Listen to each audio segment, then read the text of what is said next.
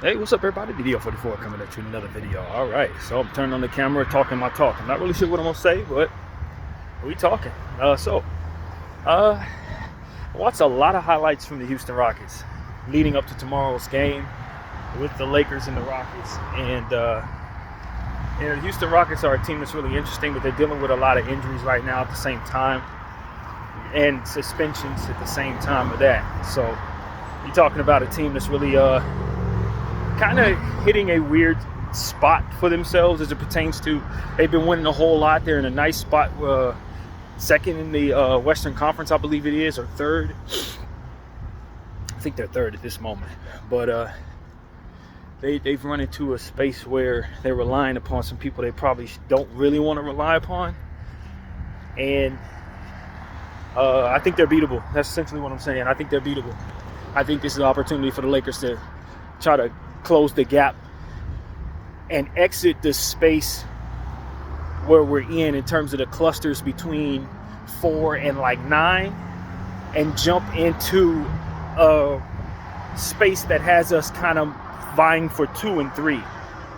If we win the next couple of games, we got to do good things in Texas, man, because that'll determine whether we're in the tier that we're stuck in right now, for which we're at the top of in 4th place, with the teams who all have the same record like us right now, or step into a tier with teams that have 2 fewer losses than us or 3 fewer losses. We're all in the same tier in a way, but there's like 2 separate clusters in the Western Conference right now. And there's going to be some separation depending on which of these teams can go on a nice little winning streak and which teams start falling off. And when I look at the Dallas Mavericks, the injuries they got going on, I look at the Houston Rockets and everything they got going on, I just feel like this is an opportunity for us to beat 2 teams that likely, if they were healthy, we would have a very difficult time with. And so that's where I'm at with it. I just think that Houston's getting Amen Thompson back, so the suspension aspect of things that's not really a thing. But they did lose Jabari Smith yesterday, which I think could be a problem for them. And you look at the Dallas Mavericks, Luka's out, Kyrie's been out. I'm not sure if he'll be available for that one or not. Maybe, because that game's on Tuesday, so I'm not really sure what his injury's looking like. But just got a chance to look at the Dallas Mavericks a little bit too, because one of the games that Houston played was against the Dallas Mavericks. So I'm aware that Quentin Grimes is playing very well right now. And of course they got Gafford and Lively and all those guys. The big guys that they use are very healthy right now. So, this is an opportunity for the LA Lakers to come into this Texas 2-step, and in my opinion, flex a little bit on teams that maybe if we see them later on down the road, it probably won't be as pretty, because they're both kind of hobbling a little bit. Amen Thompson, I think, is going to want to come back on a vengeance, though. We got to understand, I am of the mindset that Amen Thompson may just be the most athletic player in basketball. And there are guys like John Morant, Anthony Edwards, that must be considered, guys like Miles Bridges, and there's several other names, of course, that need to come to mind for different reasons. But when I think about guys that are just flat out next level athletes, he's probably the cream of the crop. He hasn't fully developed yet, and he's not a superstar, which is why he probably would be behind names like Ja and Anthony Edwards. And maybe he is under them guys athletically, but he's amongst them. This is what I'm telling you. He's amongst them. He is one of them. Just like he have to deal with them, they have to deal with him athletically. And when he fully develops, I wouldn't be surprised if he's in their tier. I wouldn't be surprised if he's a superstar. And that's something that I just want people to understand. I think Amen Thompson, he had a breakout this year. That's really what it comes down to. He's been kind of dealing with it. Injuries to start his career, a cluster of forwards that he had to share time with and stuff like that. But he's starting to find his way, and he's starting to separate himself this year and really starting to put up the numbers that you would expect from a guy who was, I think, 4th overall pick or something like that the year he was drafted. I think it was 4th. And so, I just think after the suspension, him throwing Tyler Hero to the ground, all that came with that. His team went on a 2-game losing streak without him, if I'm not mistaken. I think that's how that went. I got a feeling he's going to come back and want to beat us bad. he's going to have a especially attentive mindset and a chip on his shoulder in a different way. And so that's just something I know is coming. Cam Whitmore, same thing. We didn't draft Cam Whitmore. Of course, a lot of us believe he should have been the pick. There are also some other names that have played really well behind where Jalen Hood-Schifino was drafted, who could also be considered very important picks for the Lakers if they would have taken him. But I still think Cam Whitmore was the pick. I still believe that. So I expect that him having a bigger role with this team now this year is starting to really showcase what it is that everybody should be aware of, which is he is also one of the most athletic players in basketball. Houston has the three of the best athletes in basketball on the same team right now. And Jalen Green, Cam Whitmore, and Amen Thompson. Those are three of the best athletes there is. Any sport. They in the top 100. Any sport, anywhere in the world.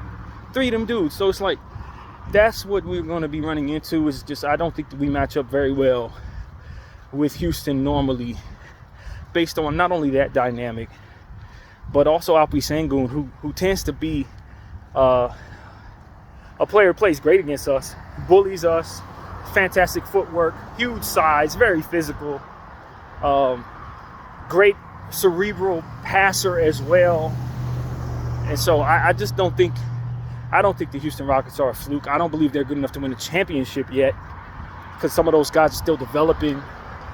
But I do think that they're a real fringe playoff team this year, and will be even better than that as they continue to go forward, so long as they don't mess up what they have with all those players that they've drafted over the last several years, trading them away for Jimmy Butler or something like that. As long as they don't do anything like that, Houston's here to stay.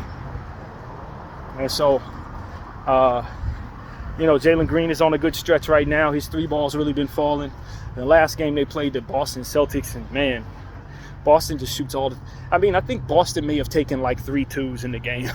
I'm not exaggerating at all. I counted maybe 3 2-point shots. The rest were all threes. Like, Boston is just... They're in a different space, man, because not only are they a team that shoots the three habitually, but they also defend at an extremely high level and have multiple ball handlers that are two-way all over the court. And then specialist shooters, good big men that are role players. I think Boston is still a very elite championship contender, and I don't think anybody should be surprised if they get their second straight championship this year, if they happen to get it. I don't think anybody should be surprised. But they do have some strong competition out there with OKC and Cleveland that must be respected, as well as teams that could very easily win the championship this season. So it's going to be interesting, man.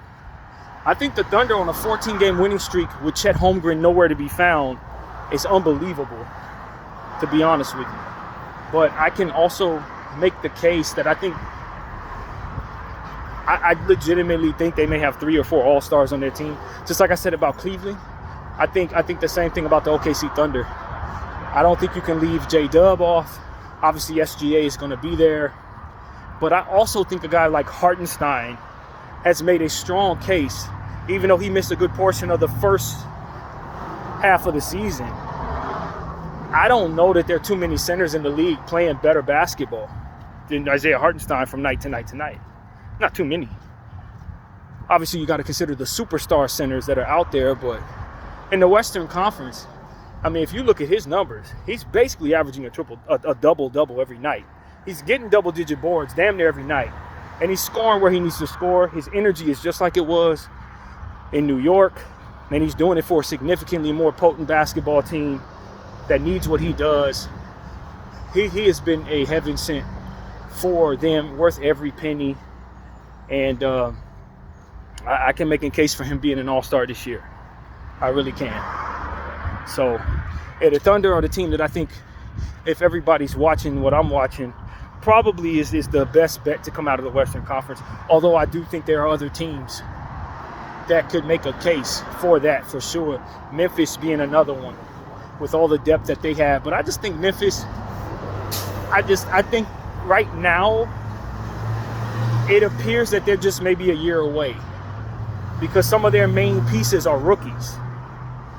And I think that's probably part of the problem. Jalen Wells and Zach Edey are rookies, and they are legitimately a part of what it is that makes them a championship contender. Guys in and out of the lineup there in Memphis. They could use a shakeup. Maybe they can upgrade a couple of positions, try to put themselves in the OKC, Boston category, Cleveland category. I think they could upgrade a few positions. Maybe utilize a pick or two to try to make that happen. I know they tried to get Dorian Finney-Smith, but of course we were able to win that trade. And another thing that's kind of in Memphis's way, in my opinion, is just the inconsistency of the availability of Ja Morant. I don't know if I'm ready to say he's injury prone, but we're starting to get there with Ja. Every 3 weeks he's out. Every 3 weeks he's out. And so that he's not someone they can actually rely upon to stay healthy, I think is a big part of the problem for why Memphis can't seem to get above where they're at. So I'm not saying that they're dead in the water by any stretch of the imagination. Memphis is a real team, and I want people to know that I see them doing some good things in the playoffs, but I also see them fizzling out for the same reasons they've been having, and that's injury issues. And it's going to get to a point where if they continue to have those injury issues, you got to start wondering if it makes sense for them to start moving on from some of the players that are providing that problem. So that's my take on Memphis as well. Just hopping around the league as I do. My Los Angeles Lakers, of course, our whole channel's about the Lakers. But I do think that the Lakers are a real threat to knock off a contending team. I don't know that we're necessarily a contender ourselves right now. But what I can say is I could totally see us upsetting one of those big Western Conference teams in the playoffs. I don't know if we can beat them all, for which you're probably going to have to do. But I don't think Memphis wants to see the LA Lakers in the playoffs. As we always knock them off in the playoffs, but this is another one of them years where I legitimately think we probably beat them in the playoffs. Especially if they have some of the issues that it looks like they're having right now. With staying healthy and inconsistencies and stuff. So, that's what I think of the Lakers. If they don't make another trade, I don't think they can push themselves above OKC, Memphis, Houston necessarily. But if they happen to run into one of those teams, I wouldn't be surprised if the Lakers beat one of those teams. That's who we are. We are an upsetter team right now. I don't believe we can win a championship because some of those teams are so much better than us. But the size problems that we provide some of these teams, the expectations of our team if we are to get healthy, for which some of our most important players are still coming back. Vanderbilt, if he were to come back the end of this month, where is he at by April if he stays healthy that entire time? How disruptive is he and Dorian Finney-Smith together for some of these teams like Houston and Memphis and Minnesota? This is the question I have in regards to the Lakers. Because we haven't seen the Lakers be healthy in a long time. But they're on the verge of being that. That's what people need to understand. Now, not to say that the Lakers won't continue to have injury issues. I still have my concerns about whether or not the core is going to be able to stay healthy throughout the course of the season. Still got, 50 games left? We're a long way away. But let's just assume health permits. And these guys that we're waiting on come back. Christian Wood, Vanderbilt. You're going to have to deal with the size of the Lakers if all that stuff is there. And some of these teams, they don't have to worry about the Lakers right now because they don't see the Lakers as anything but what they are. When Vanderbilt gets back, Wood gets back. Now you're adding Dorian to that situation. Now you got Anthony Davis. All these big people. It's a huge team, man. And one thing I know about the NBA, and despite the small ball culture that we've had, is that big teams ultimately find ways to win it. And you big, you're going to beat some people. And with the Lakers being in fourth place with what it is that they've been dealing with, some of the roster issues that, Charles Barkley calling us trash and all that, we're in fourth place right now. I would be very concerned about what this team looks like when a healthy Vanderbilt exists on it, and the length of Wood giving us center depth. I would be very concerned. Because at the end of the day, whether people want to admit it or not, LeBron James is still playing at a level like a 26-year-old. The numbers he's putting up right now is up there with De'Aaron Fox, Donovan Mitchell. He's still one of them dudes. It doesn't even make any sense, but he's that right now. And then when you look at Anthony Davis, he's still arguably the best rebounder in basketball. And the most underrated defender in basketball, period. Obviously. That part kind of goes without saying.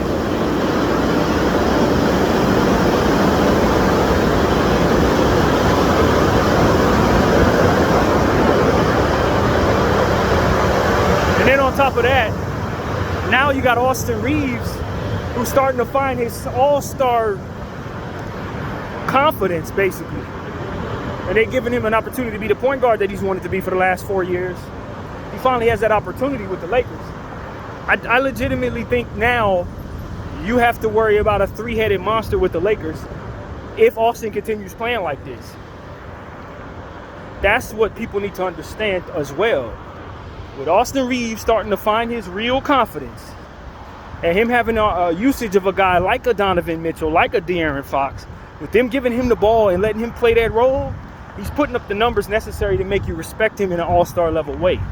Now, I don't think he's got that opportunity soon enough to be an actual all-star this year, but he's going to play all-star ball in the second half of the season if he's given in that role. So that's what I'm telling everybody. We got to watch out for this particular dynamic, because if the Lakers don't find themselves getting a lead guard, Austin's going to be that lead guard, and this is somebody who played 82 games last season. You know what I mean? This is somebody who hunts out fouls with the best of them. So how high his ceiling actually goes, there's some people who think he's an all-star level player, you know? And if he's playing that level, Anthony Davis, LeBron James, and then you got to account for him on a rookie contract. Not a rookie contract, but a limited contract. Nah, man. Nah, that makes this team a little different. And so that's what I'm here to tell you guys, man. This makes this team a little different. I would not be surprised if the Lakers push themselves into contention before the end of the season. If they get fully healthy, get all of their centers back, all of the defenders back, and these guys stay healthy, they're going to upset somebody. Somebody's going home, and it's going to be because the Lakers sent them there. And I'm telling you, some of these contenders, with the exception of the people we mentioned, Houston, I don't know about Houston being a contender this year. Some of these teams like Denver, Minnesota, teams that think they're contenders but don't quite have it right there, they can't really run into the Lakers and expect to win the 7-game series. And Denver is a little different because obviously they've had the Lakers number for years. So the Lakers going to have to overcome the psychological issue of trying to beat a Denver. I think that's the problem. But at this point, physically, if the Lakers are 100% healthy, they should be favorites over Denver. They're a better team than Denver, if I'm being completely honest with you. I could argue Jokic is the best player on both teams. I think Jokic is number one player in the NBA right now. I really believe that. But I don't think that the rest of his team is, I don't think they're what they've been. I don't believe so. And a lot of what they've been able to have success in regards to the Lakers is the fact that the Lakers have not had a Vanderbilt at all season long. Since they've been beating us up, we ain't had Vanderbilt at all. You know? No Christian Wood to provide size. No Dorian Finney-Smith trade made. A D'Angelo Russell that they can hunt defensively, who's going to likely go cold against them and be unplayable. Like, this is stuff the Lakers don't have. That's not going on. When they see us again, that's not what the dynamics are going to be. So I just wonder. And the Lakers also could make another trade. People seem to think that they may be willing to move 2 picks to significantly upgrade their talent. So if they were to do something like that, just speaking on the short term of what the roster looks like, Maybe they could push themselves into contention. I'm speaking on us if we don't make a move like that. I think we're an upsetter of a contender. Somebody's going home because of us. So if they do that, who knows what they do, depending on what they can get. It will shuffle some things around, but who knows, man. And there's some players on the Laker team, we talk about it all the time, they're not really playing that great. So if they find a way to, Max Christie continuing to get better, Rui Hachimura, we know he's capable of doing more than what he's shown. I just think the Lakers are an extremely big team and dangerous team, man. They're a dangerous team. And because they've been kind of mediocre for the last year and a half, you may be able to catch some people off guard who just think the Lakers are at their ceiling right now. So that's what I think of the Lakers. Not necessarily a contender, but an upset team. A serious upset team for somebody who is a contender. So that's really my take on that, man. I wonder what else there is to see in the Western Conference. If a team like the Clippers is going to make a trade to get themselves a star, Kawhi Leonard comes back tonight. I don't know what that means for their team. I honestly don't. But, for me, I would just probably move him. And we talked about this many times, but I just I can't trust him to stay healthy. And maybe he does hold some value that can help them upstart their rebuild or retool their team or something. They have a lot of good role players on a win-now timeline. Maybe it makes sense to just hold on to what you have and see if Kawhi can take you to glory. But the way the NBA is constructed right now, I just wouldn't feel all that comfortable with what the Clippers have, thinking that they're good enough to win. James Harden, how healthy do you expect him to be all season long?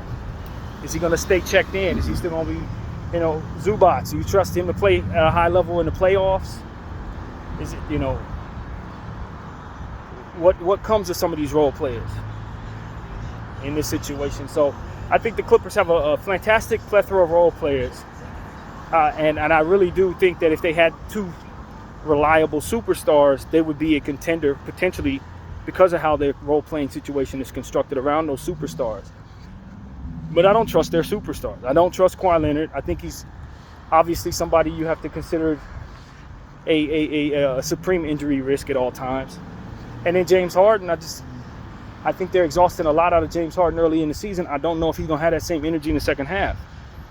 I don't know. I have my doubts that they will see this version of James Harden come playoff time. Because he usually gets tired, and that's ultimately what ends up turning him into a 1-for-8 shooter in the playoffs. So, I don't know. I think they're kind of running him into the ground in the regular season just like Houston used to do. So, I don't think the Clippers are a real contender. I see about 8-9 teams better than them right now, including the Lakers. I do. Their team's better than them.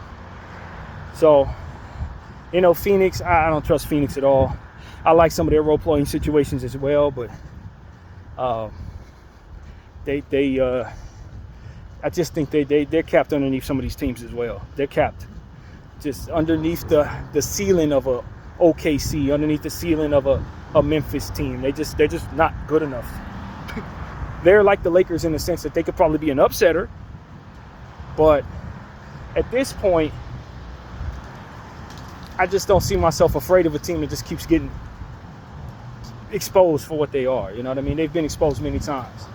And again, just like Memphis, some of their most important players are young and in the development stages as well. Ryan Dunn, if this were year 4 for Ryan Dunn, I feel a lot more confident in a Phoenix team, that kind of thing. So they're okay, I don't think that's what they're aiming to be. I don't think that's what they mortgaged their entire future for, but I think the mistake that they made, the real mistake they made, was just bringing on that Bradley Beal contract. Because if that Bradley Beal contract was something a bit more valuable, something more comfortable, they could go get Jimmy right now and change their dynamic.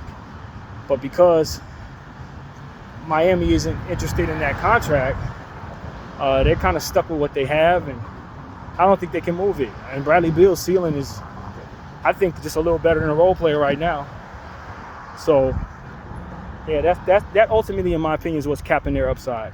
They're just not in a position to really make any moves. They don't have any picks, first or second, for at least another 7 years, 6 years, something like that. So they're in a hole, and what they have is what they're going to have. And I think the only path truly forward for Phoenix is probably trading KD and Booker for picks and resetting their situation like Brooklyn did.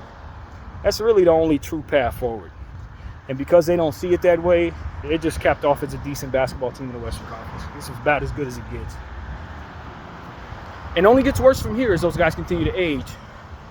So, like I said, they got some decent players, though. Don't think they've done a horrible job at putting players around those guys, but are they OKC? Hell no, nowhere near it. And that's just the end of the story there.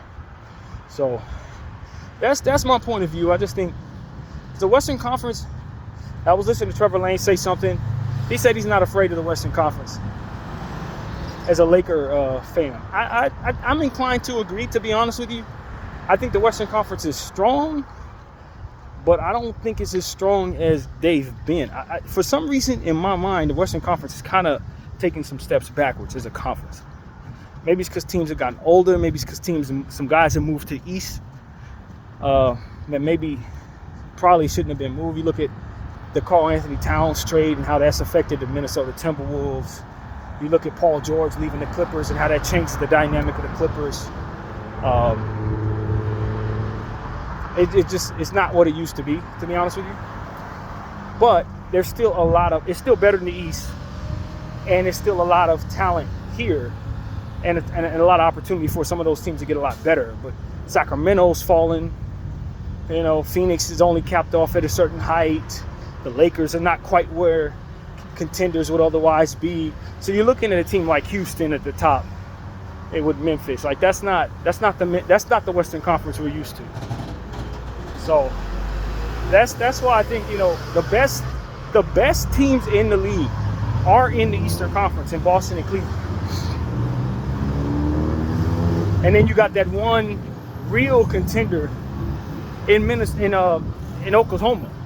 That's what it really comes down to. You got that one contender in Oklahoma.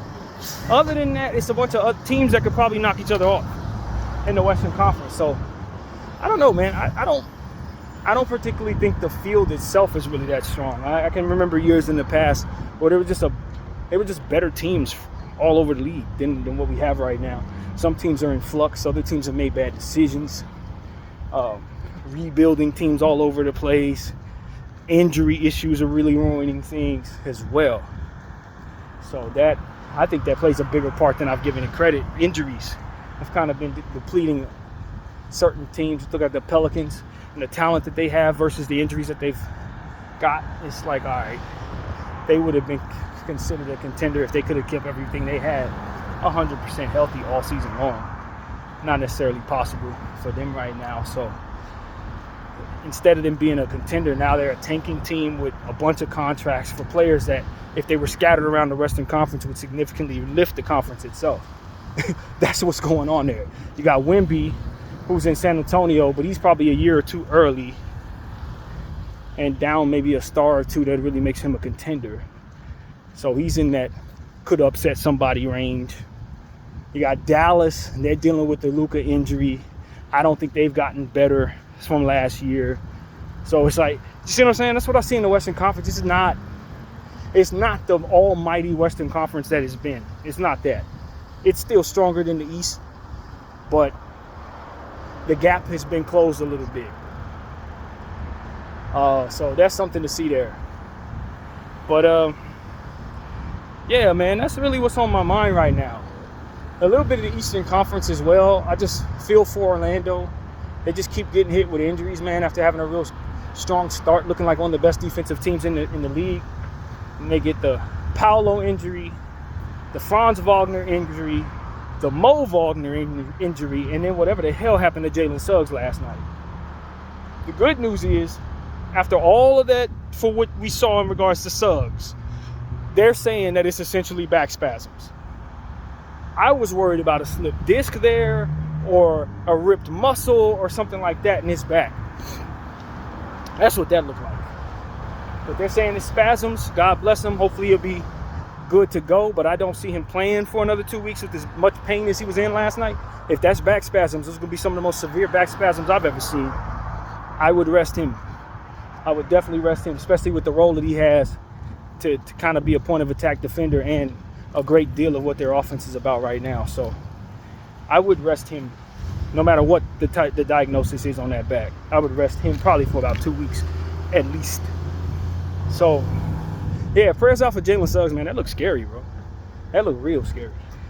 Because all he did was kind of dive for a basketball. He didn't look like he had twisted any weird way. Nothing strange happened. And he just went down thriving in pain. They were trying to sit him in a wheelchair, and for whatever reason, he was in so much pain that they could barely get him into the wheelchair. It was bad, man. It was bad. I've seen guys break their leg and not be in as much pain as that man was in. Like, seriously, it was ridiculous how much pain he was showing on his face. So you felt for him. I'm glad that the prognosis as of yet has just been back spasms, but those are some of the most severe ones I've seen. And you got to feel for the Orlando Magic to keep having these injuries just steal away a very good season for them, prime season for them. You know, most of their guys ready to contend. They just paid Suggs. Obviously, Paolo's an all-star now. Franz is having an all-star season before he went down. Mo Wagner started playing very well before he went down. You just hate to see it, man. You just hate to see it. I mean, we know what they've been dealing with Jonathan Isaac. He's healthy right now, but he's always down. It'd probably be best to trade him now, to be honest with you. But they're just in a tough spot. And then you look at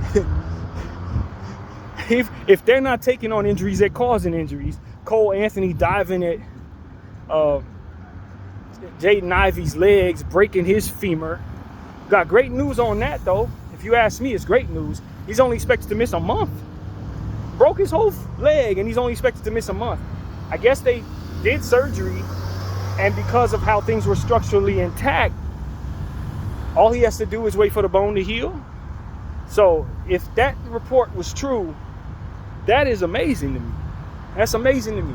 But it just goes to show that when it comes to sports injuries, sometimes these bones where the bone snaps is a better injury than some of these other injuries where a knee is, ACL or whatever. Sometimes those injuries are just easier to manage, especially if there's no structural damage. You just fix the bone and let it heal. So that's the reality of some of these basketball injuries. You see a guy leg snap in half, he'll be back in a month. You see a guy go down with a knee, he's out for the season. It's just, that's how it goes sometimes. But yeah, that was really good news on Jaden Ivey, man. And so now they wait on him in Detroit. If you want to consider Detroit a team that's most improved, I do. I don't think they're still tanking. I don't believe so. But they're still in a space where they probably could get a solid lottery pick right now. I don't think they can win a championship by any stretch of the imagination with what they have, but they're a couple of years away from being a team that can throw their hat in the Eastern Conference. It's got to keep developing what they have. Get Osur Thompson healthy. Develop, what's that young fella's name? Holland.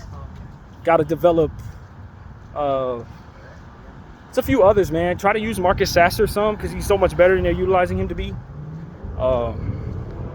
It's a lot of players, man, that they have over there in Detroit that I think could help utilize a good opportunity there for them to either improve their situation or just sit on what they have and get better. Duran is a very good rebounding center, very athletic himself. I wouldn't be mad at them for packaging a few guys and maybe getting something else. Try to improve their overall ceiling, maybe package a couple guys and a couple picks and go and get somebody. But, I don't know that there's any urgency at this point based on how their season is gone. They're just seeing slow but sure trajectory going upwards. So they got to feel pretty good about themselves no matter what. They hate seeing Ivy go down, but, they're doing all right for where they want to be. So I like the upside of that team. They'll be great if they can get a really good pick this season. A team that I'm also looking at, and I didn't realize was doing as poorly as they are, is the Charlotte Hornets. Man, are they having a tank season. I think they've won one of their last 19 games, something crazy like that. It's awful over there in Charlotte. And they've been playing close games and losing them. So I just have to assume that that's on purpose and that they're tanking. But as I said several times about the Charlotte Hornets on this channel this season, when are they going to stop? At this point, it's like you've been tanking for what, 6-7 years straight? You got LaMelo Ball on a $270 million contract. When are you going to stop? At some point you got to stop tanking and bring your team to a space where they can actually compete so that your fans can enjoy some type of playoff success in their lifetime. That's my thing with the Charlotte Hornets. I know they got this brand new young coach. He's probably going to be a fall guy for all this damn losing, just like Houston did. they had their coach in there purposely losing and then fired him for losing. I think that's probably what's going to happen to homeboy in Charlotte. And they're going to bring in somebody else to be a successor on some Mark Jackson bullcrap. I see that coming. But, like, I just wonder, how long are they going to do this? Because you got Brandon Miller, you got LaMelo Ball, you keep Bridges around, you got all these centers, about 4 or 5 centers on their team that are all pretty good and comfortable around the league. But you win in only like 7 games? Like, when are you going to trade some of that stuff to make some sense of yourself? That's all I'm saying to the Charlotte Hornets. You don't need Moussa Diabate, Nick Richards, Mark Williams all on the same team. Move some of them dudes, man. Make some sense of your roster. You know, because the players that you have tanked in order to receive, if they were in other situations, they'd be ready to win.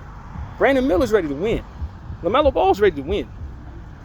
I hate to tell Charlotte this, but the only reason why them teams lose, those guys are losing, is because they're on that team. You put Brandon Miller in Memphis, he's winning. You put LaMelo Ball in LA, he's winning. You see what I'm saying? So it's like, they don't have to develop these guys from scratch like they're just incapable of playing well. These dudes are more capable than Charlotte's giving them opportunities to showcase. And that's my thing.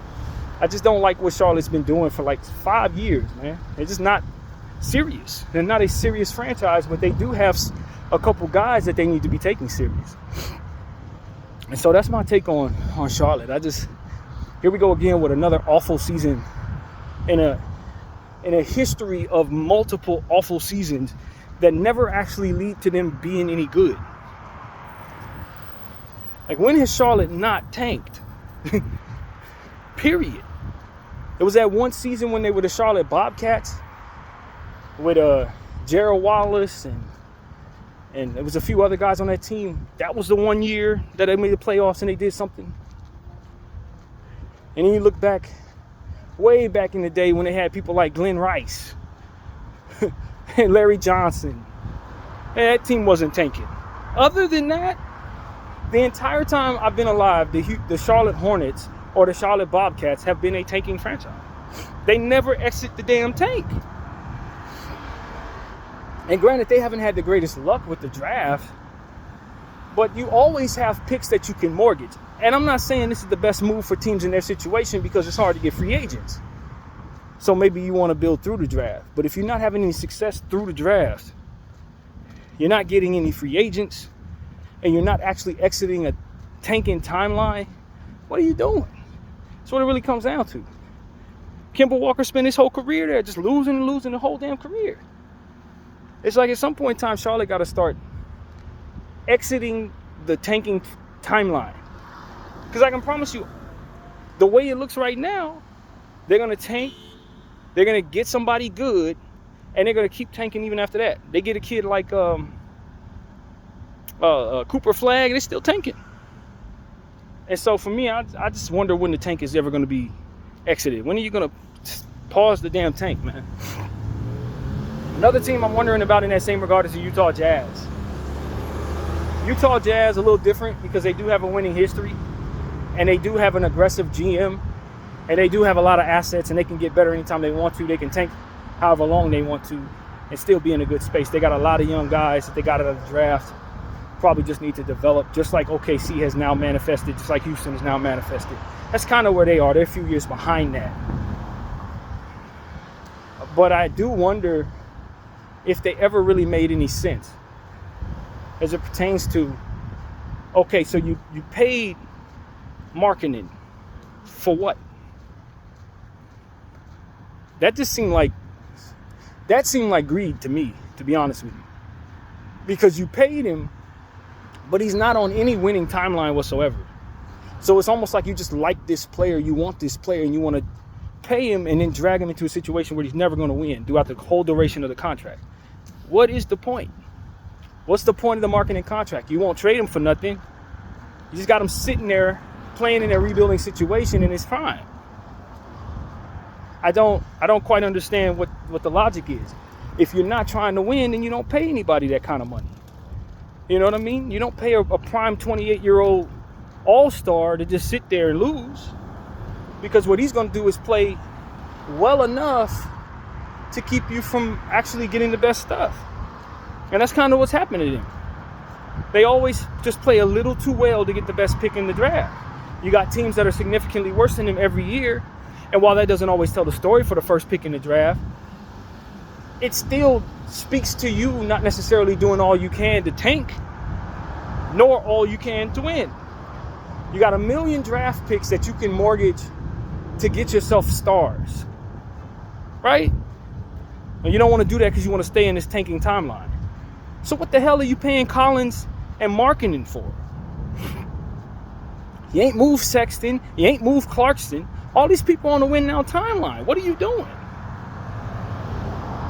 It's like you want your team to be fun enough to watch, but you still ultimately want to force them into a losing timeline.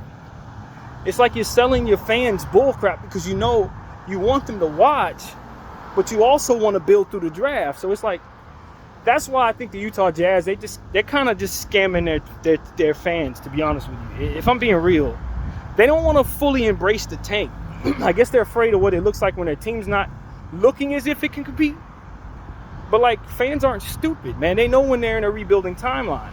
If I'm a Laker fan and we're trying to rebuild, I don't want us to have no contract on there that's going to have me winning games I don't want to win. I want to bottom all the way out. You see what I'm saying? And it doesn't always work. Sometimes Detroit, they don't get the first overall pick even though they bottom all the way out.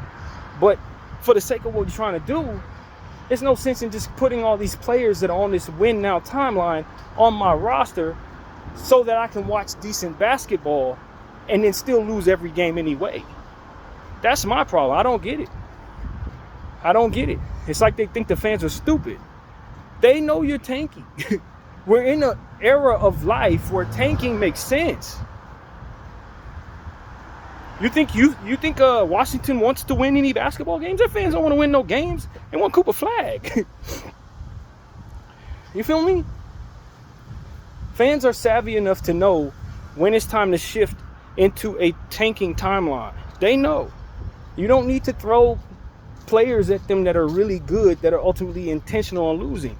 This makes no sense. Because they end up winning games they have no business winning, ultimately hurting your tanking chances. So that's my thing with the Utah Jazz. They're a valuable team. They got all the picks in the world from their own things that they didn't mortgage, and the Minnesota trade that went very well. They got a bunch of young players that they gotten through the draft they need to develop, some of which aren't overlapping each other in position. And then they got guys that are even overlapping further those same positions on contracts that probably should be playing in other places, which would ultimately make these conferences better if they were divvied out properly, just like we said about another team a little earlier in the video. You take Collins, put him over there, take Markkanen, put him over there, put Sexton over there, suddenly you got a better conference. Because Utah wants to be on a win now, win later timeline, they're sitting on key pieces that could literally help other teams, while simultaneously hoarding picks and taking the best stuff in the draft at the same time. At some point in time, the NBA needs to crack down on that. Teams should not be able to do that. You talk about an unfair advantage in some areas. That's an unfair advantage in a lot of areas when you do stuff like this. And you can't blame players for taking contracts. A guy like Markkanen probably ain't gonna get that contract nowhere else. He doesn't care. He's getting paid. Worst case scenario, he gets traded to a place where he can win, and he's on that contract. Like, okay. Best case scenario, he sit there and enjoy his money. Like, that's what I see there. That Utah situation is weird, and they have yet to win the lottery. That's what it really comes down to, and they keep on putting themselves in a position to be on the bottom side of mediocre instead of just bad, like they need to be. And they're not gonna get Cooper Flag. They're not gonna get Ace Bailey, and they're not gonna get Harper. They're probably gonna get like the 7th pick in the draft because of it. So that's my take on Utah. They're gonna suck for a long time because they won't commit. That's what I think. They're gonna suck. Even though they got a lot of talent, and I've been on the record saying I think they got so much young guys that could really get better, and your Williams, your Colliers, your Filipowskis, your George. They got a lot of young guys that can really become what they need to become. But as long as they're stacked on top of each other, behind Collins, behind Markkanen, behind Sexton, behind Clarkson, they ain't doing much of nothing. They're not going to develop into what they need to develop into until they get out of that situation. So that's my take on the Utah Jazz. I just think that they just need to accept that the only way to officially tank is to not have a very fun team to watch, and to be absolutely okay with that for a little while. But they're not willing to take on the losses that come with that, because they know their fan base is used to 20 years of Karl Malone and Don Stockton and Hornacek, and they're not ready to see what it looks like when a team is not fun to watch. Like a team like, say, Washington or Charlotte or whatever. So that's my take on them, man. If you want to win, just take some of that crap you got from Minnesota and some of your own stuff and go get yourself a bunch of winning players. Hey, that's what it really comes down to. If you can't afford to lose, freaking lose, then win. You got all the picks in the world that somebody would give you something. You know what I'm saying? Like, literally.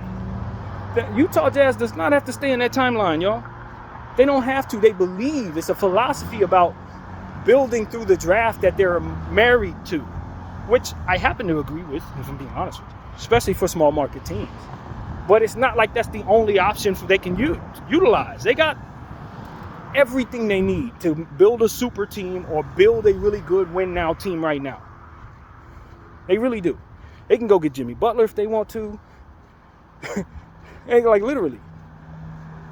Who else is on the market? De'Aaron Fox. They can go get De'Aaron Fox if they want to. Put them together if they really wanted to. They don't have to be in this timeline. So that's my take on things. Danny Ainge, I don't know, man. I just think he has a greedy mentality. I really do. I think the guy's a bit greedy. He's shown that many times, and it's left him very wealthy. His franchise is wealthy because of it, but the direction of the team is, let's hover around relevant and actually tank with these relevant players, and it makes for a worse field when you consider some of these players on their team should be elsewhere.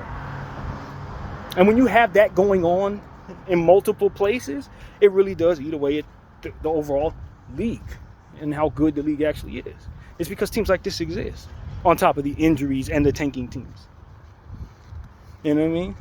So people wonder why the NBA is not that great. It's because stuff like this is happening, man. You got to pry either picks or talent away from some of these hoarding GMs. And you got to get out some of the stupid GMs that keep on giving them everything. This is the truth, man. Stupid money makes for an imperfect field. You got Phoenix over there giving away all their picks for 100 years for old guys. And you got the Charlotte Hornets who never want to rebuild, ever. Or never want to actually stop rebuilding, rather. You got Utah on what it is I just described. You got Minnesota who's trading away Karl Anthony Towns for Julius Randle, and it looks as bad as people thought it would look. Meanwhile, they got a lot of young talent that's ready to break out, but they never play them. This is like this, all of this stuff, when you look at each and every situation in the league, you start realizing, this is an incompetent situation. That's an incompetent situation. You got the Clippers over there incompetent. You got the Lakers doing stuff incompetent. You got all these teams. You got Miami in their situation. All of these teams suck in their own way. And that's why the NBA is not that great right now. That's what I see there.